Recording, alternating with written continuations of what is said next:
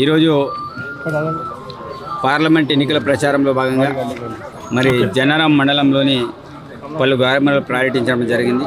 పొద్దున్నుంచి కూడా ఒక 4-5 గ్రామాలకు సంబంధించిన ప్రజలందరినీ కూడా క్షేత్రస్థాయిలో వెళ్ళి ఉపాధి హామీ పథకం సంబంధించిన పని ప్రదేశాలలో వెళ్ళి విజిట్ చేసి వాళ్ళ సమస్యలన్నీ కూడా అడిగి తెలుసుకోవడం అనేది జరిగింది.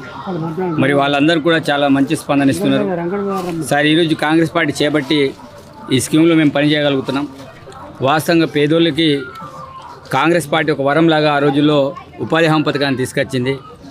తప్పకుండా ఇంకా భవిష్యత్తులో కూడా దీన్ని వ్యవసాయానికి అనుసంధానం చేయాలని చాలామంది రైతులు కోరుకోవడం అనేది జరిగింది.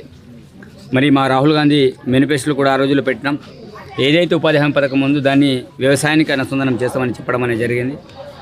మరి మా లక్ష్యం ఒకటే, పేదవాళ్ళ కోసం, బడుగు బలహీన వర్గాల కోసం వాళ్ళందరినీ కూడా అన్ని రకాలుగా అభివృద్ధి చేయడమే మా యొక్క కాంగ్రెస్ పార్టీ యొక్క లక్ష్యం. మరి ఈ ఎన్నికల ప్రచారంలో రాహుల్ గాంధీ చెప్పినట్టు ఏవైతే న్యాయ సూత్రాలు ఉన్నాయో వాటిని క్షేత్రస్థాయిలో తీసుకెళ్లడంలో మా కాంగ్రెస్ పార్టీ కార్యకర్తలందరూ కూడా పనిచేస్తున్నారు.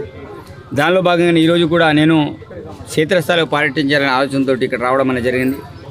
తప్పకుండా ఈ ఎన్నికల్లో పేదింటి బిడ్డైన ఆత్రం సుగుణ గారిని గెలిపించాలి.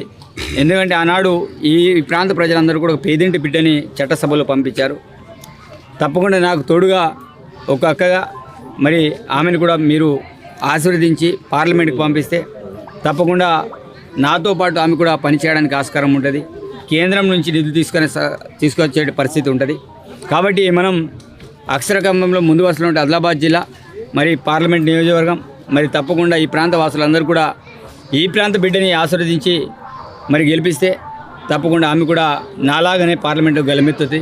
పేదింటి బిడ్డ, ఆమె కూడా ఈ ప్రాంతంలో పుట్టిన బిడ్డ, మరి ఈ ప్రాంత సమస్యల కోసం సంపూర్ణమైన అవగాహన ఉండే వ్యక్తి. కాబట్టి ఈ ప్రాంత వాసులందరూ కూడా తప్పకుండా పెద్ద ఎత్తున కాంగ్రెస్ పార్టీకి ఓట్లేసి ఆశీర్వదించి ఆత్రం సుగుణ గారిని గెలిపించాలని మనస్ఫూర్తిగా కోరుకుంటున్నాను. ధన్యవాదాలు.